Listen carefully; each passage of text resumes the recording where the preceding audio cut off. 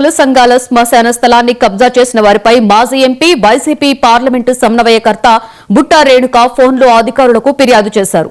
15 రోజుల్లో కబ్జా స్థలాన్ని ఖాళీ చేయించి కుల సంఘాలకు అప్పచెప్పాలని రేణుక డిమాండ్ చేశారు. సర్వే నెంబర్ 171లోని 2 ఎకరాల 87 సెంట్ల శ్మశాన స్థలంలో కబ్జాదారులు ప్లాట్లు వేసి విక్రయిస్తున్నారని ఫోటోలతో సహా బుట్టా రేణుక మీడియాకు తెలిపారు.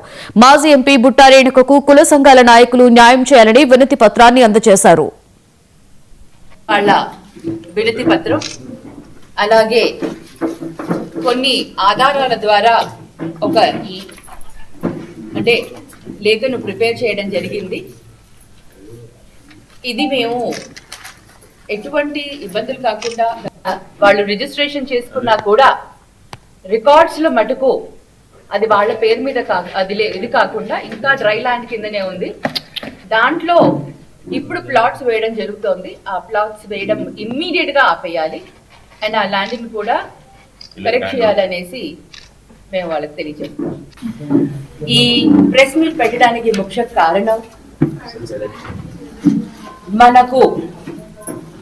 మన ఎమగనూరులో ముఖ్యంగా కొన్ని ప్లేసెస్ చాలా సెంటిమెంట్ గా ఉంటాయి.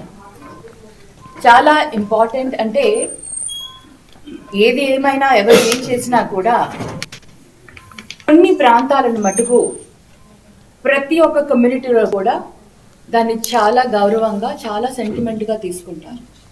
ముఖ్యంగా శ్మశాన వాటికలు ఎక్కడైతే కులాలకు సంబంధించి కమ్యూనిటీకి సంబంధించి వారు అక్కడ దహన కార్యక్రమాలు చేస్తారో అలాంటి ప్రాంతాలని అందరూ కూడా గౌరవిస్తారు.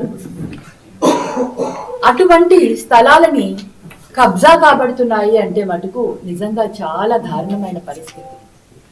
మనం ఏ సమాజంలో ఉంటున్నాము, ఎటువంటి పరిస్థితుల్లో ఉంటున్నామని ఒకసారి అందరూ కూడా ఆలోచించారు.